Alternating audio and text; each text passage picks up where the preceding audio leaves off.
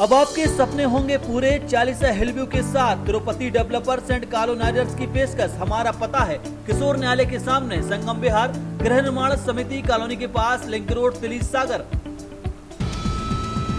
Bundelkhand medical college में corona मरीजों का इलाज कर रहे डॉक्टर एक बार फिर अनिश्चितकालीन हड़ताल पर जाने की तैयारी में जुट गए हैं, जिसकी चेतावनी बुधवार को सभी डॉक्टरों ने बीएमसी परिसर में काम बंद करके दे दी है।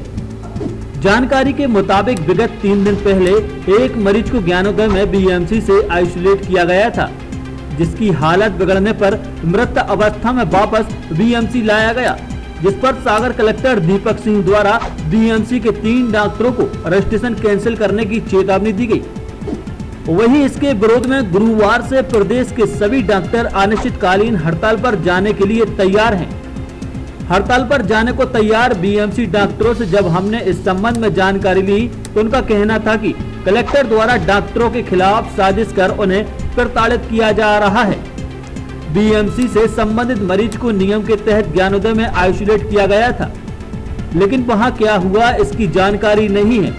वह जब बिना ऑक्सीजन के एम्बुलेंस में आया था तब तक उसकी मृत्यु हो चुकी थी, जिससे वे तीनों संबंधित डॉक्टर निर्दोष हैं। इसलिए कलेक्टर ने जो 4 सदस्यीय कमेटी बनाई है उस पर निलंबन की कार्रवाई होना चाहिए और साथ ही जिला कलेक्टर दीपक सिंह को भी उनके पद से हटाया जाए।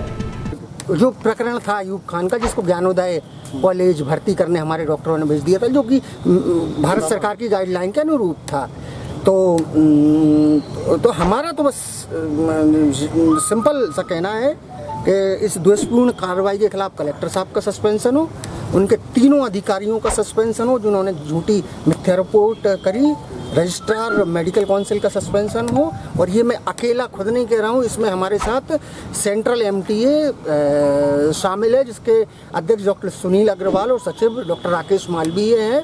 कल सुबह 8 बजे से पूरे प्रदेश के चिकित्सा शिक्षक हड़ताल पे रहेंगे, जैसे आज सुबह 8 बजे से हम लोग हैं। लेकिन अभी वर्तमान में मरीजों को ध्यान में रखते हुए हमने आईसीयू अपने चालू कर रखे हैं। वहीं इस मामले को लेकर संभागीय आयुक्त से मुलाकात कर लौटे डीन डॉक्टर जीएस पटेल ने बताया कि इन सभी डॉक्टरों की 2 मांगे मान ली गई हैं। जिन डॉक्टरों को नोटिस दिया गया है उन्हें उसका जवाब प्रेषित करने को बोला गया है और साथ ही जिन डॉक्टरों का वेतन रोका हुआ था उसे आज शाम तक दे दिया जाएगा। लेकिन जो जांच कमेटी और जिला कलेक्टर को हटाने की मांग कर रहे हैं उस पर संभाग आयुक्त ने कोई जवाब नहीं दिया है। पहले तो कल की जो बात थी उसमें एक हमारे यहाँ पे 2 डॉक्टर है, पल्लवी मिश्रा और गौरव तिवारी, उनको मध्य प्रदेश मेडिकल काउंसिल से नोटिस मिला था, क्योंकि आप जहाँ कोरोना पेशेंट को देख रहे थे तो गलत रेफर किया, उसकी रिपोर्ट गई थी, उसके आधार पे नोटिस मिला था। उसमें अगर जवाब नहीं देते हैं और संतोषजनक नहीं है तो एक पक्षीय कार्रवाई करके लाइसेंस अभी हमने ऊपर से भोपाल से भी बात की, अपने कमिश्नर साहब से भी बात की है, उन्होंने कहा कि जवाब दे दीजिए, जवाब दे देंगे तो वहाँ से भोपाल से उसको जब आरोप निर्धारित हो चुके हैं तो अब उसमें कैसे रिलीफ दिया जाएगा? हुआ कारण बताओ, नोटिस जारी किया तो उसका जवाब तो देना पड़ेगा। देखा जाए तो अभी जिले और समूचे देश प्रदेश में कोरोना महामारी का प्रकोप बढ़ रहा है। ऐसे में इन सभी डॉक्टरों का हड़ताल पर चला जाना कहां तक जायज है? अगर यह डॉक्टर हड़ताल पर चले गए तो कोरोना मरीजों का इलाज कैसे संभव होगा? बहरहाल संभाग आयुक्त के जवाब के बाद सभी डॉक्टरों ने विचार करने के लिए वक्त मांगा है। अब देखना लाजमी होगा कि ये सभी डॉक्टर हड़ताल पर जाते हैं या फिर नहीं।